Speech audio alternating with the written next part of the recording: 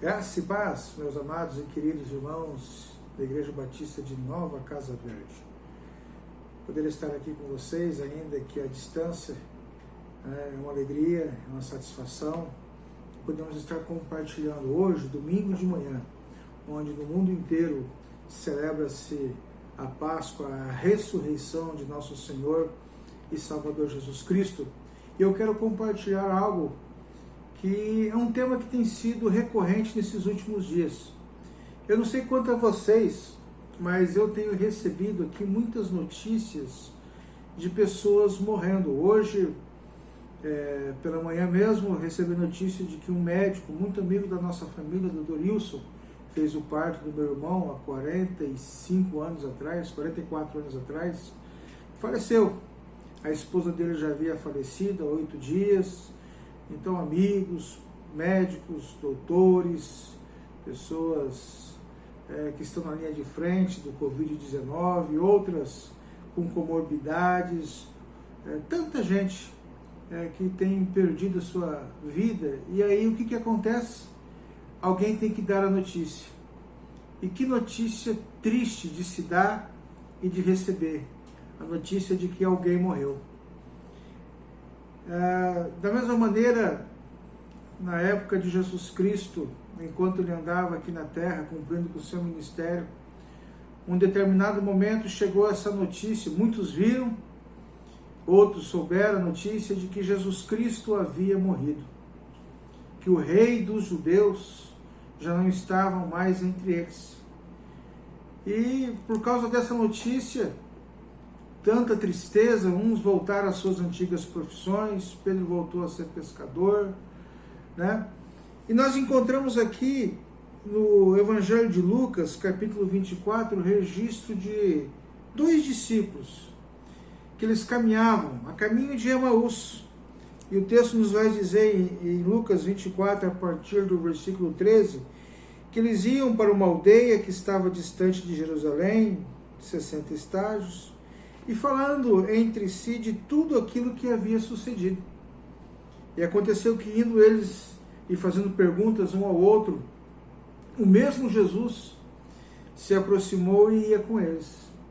Mas olha o que acontecia, os olhos deles estavam como que fechados para que o não conhecessem. E eles lhe disse: que palavras são essas que caminhando trocais entre vós, e por que estáis tristes? A pergunta para aqueles discípulos que iam a caminho de Emaús: por que vocês estão tristes? E respondendo um, cujo nome era Cleófas, disse: és tu só peregrino em Jerusalém e não sabes as coisas que nela têm sucedido nesses dias? E ele lhe perguntou: quais? E eles disseram: as que dizem respeito a Jesus Nazareno, que foi varão profeta, poderoso em obras e palavras diante de Deus e de todo o povo, e como os principais dos sacerdotes e os nossos príncipes o entregaram à condenação de morte e o crucificaram. Vocês não sabem disso? E nós esperávamos que fosse ele o que remisse Israel. Mas agora, sobre tudo isso, já é hoje o 3º dia, desde que essas coisas aconteceram. Mas olha que interessante. Eles continuam a conversa dizendo assim: é verdade que também algumas mulheres dentre nós nos maravilhavam, as quais de madrugada foram ao sepulcro, e não achando o seu corpo, voltaram dizendo que também tinham visto uma visão de anjos que dizem que ele vive. E alguns dos que estavam conosco foram ao sepulcro e acharam ser assim como as mulheres haviam dito, porém a ele não viram. Jesus continua a conversa e mais para frente você vai perceber que o texto vai dizer que os discípulos entenderam, perceberam que era o próprio Jesus que estava com eles. Mas sabe por que a notícia da morte de Jesus os atormentava tanto? Porque essa de fato era a última notícia que eles tinham acerca de Jesus. Mas eu estou aqui nessa manhã para te dizer que a morte não é a última notícia. A última notícia é: Jesus ressuscitou. Ele está vivo. A morte não pôde vencê-lo. A sepultura não pôde segurá-lo. Jesus, ao terceiro dia, ressuscitou. Foi à presença de Deus. Apareceu aos seus discípulos, apareceu às mulheres, apareceu aos discípulos de Emaús, apareceu a Tomé e permitiu que Tomé tocasse nas feridas. Queridos, a grande notícia que alvoroça os nossos corações é que nós não servimos um Deus morto, nós não servimos a um Deus crucificado. Nosso Jesus Cristo, Ele não está pendurado numa cruz. Todos os outros profetas, todos os outros religiosos, todos os outros falsos cristos morreram. Se você for no lugar do sepultamento de Buda, ele estará lá. Se você for onde está Joseph Smith, o fundador da doutrina dos mormons, você vai encontrar os seus restos mortais. Você vai encontrar os restos mortais de tantos quantos se levantaram dizendo: nós somos profetas, nós somos a solução, nós somos Messias. De fato, todos esses morreram.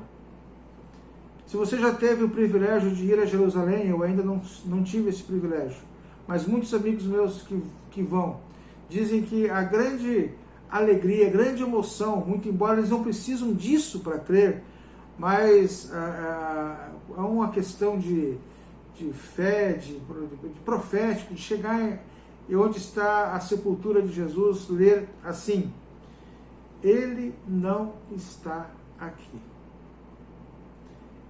É o único que morreu e que ao terceiro dia ressuscitou.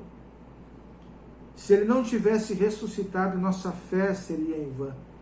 Se ele não tivesse de fato subido à presença de Deus, o Espírito Santo não teria sido enviado a nós.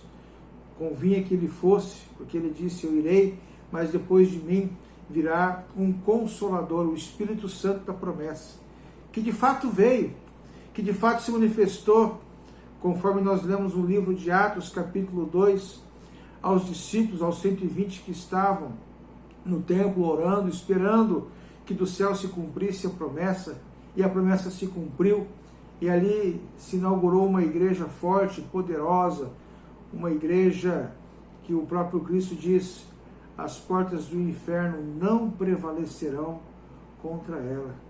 Então, domingo de manhã é domingo de celebração, é domingo de se alegrar com as mulheres que disseram: ele não está aqui, ele apareceu para nós. É o domingo de dizer para todos os nossos irmãos, nossos amigos, nossos vizinhos: não há por que chorar, não há por que se entristecer, não temos razão alguma de nos abatermos, porque o Cristo, a nossa Páscoa, foi imolada. Cristo morreu e ele derramou até a última gota do seu sangue para que pudesse cumprir em nós que a nossa morte ele morreu, para que por causa da vida dele tivéssemos vida e vida em abundância. Então, meus amados e meus queridos irmãos, quando nesta manhã estivermos nesse momento de oração, nesse momento de lembrança e de declaração profética de que Cristo vai voltar, você não tenha tristeza alguma no seu coração, mas antes alegria, porque a morte não pôde vencê-lo. Paulo zombou da morte dizendo: onde está, ó morte, a tua vitória? Onde está, ó morte, os seus aguilhões? A morte não pôde detê-lo, como também a morte em nós não pode nos vencer, porque ela, quanto a nós, ela tira a nossa vida no que diz respeito ao corpo, esse corpo que é mortal, mas quanto à eternidade, ela não pode fazer nada contra nós, porque um dia nós somos lavados, redimidos pelo poderoso sangue de Jesus. Ele que nos purifica, Ele que nos justifica, Ele que nos faz um em Deus. Portanto, nesta manhã você receba com alegria, comemore com gratidão no seu coração. Não há problema se você servir de sobremesa um ovo de chocolate, Não há problema algum em você comer, você beber alguma coisa. Não, não. Hoje é dia de comemorar mesmo. A única questão é, você precisa saber qual é a verdadeira razão da nossa Páscoa. E a nossa razão é Jesus. Dele, por Ele, para Ele são todas as coisas. Que o Deus Trino de Israel faça com que os nossos corações se alegrem nesse dia tão especial. E que aí onde você está, receba com gratidão a comemoração desse dia. Que as bênçãos do alto venham sobre a sua vida, sobre a sua família, sobre todos os seus entes queridos. Deus os abençoe, em nome de Jesus. Amém.